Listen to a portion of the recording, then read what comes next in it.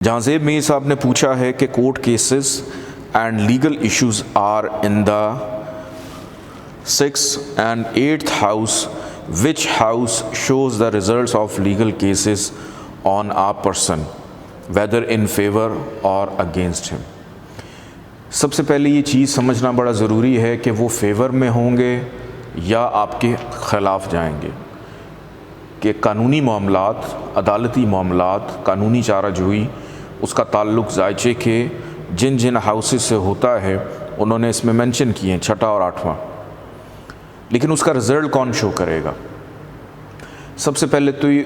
اتنی سی بات آپ کو سمپل سے بتا دیتا ہوں کہ ان ہاؤسز کے جو بھی پلانٹس ہوں گے وہ اگر فیور میں ہیں تو رزلٹ فیور میں جائے گا، وہ اگر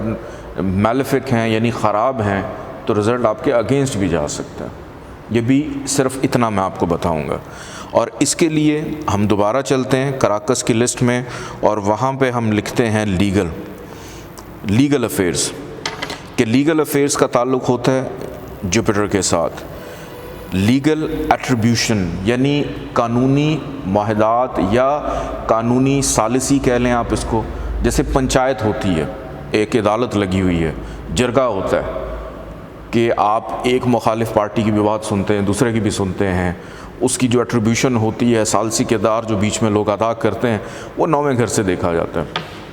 پھر لیگل بانڈیج، پھر اس کے بعد لیگل میٹرز، لیگل اور انلیگل امیوزز، یہ ساری کی ساری چیزیں آپ کو 5th ہاؤس سے پتہ چلتی ہیں۔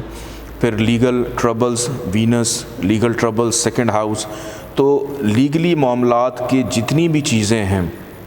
وہ ساری کی ساری آپ کو یہاں پہ مل جائیں گی۔ اور ایک چیز میں اور بتاتا چلوں کہ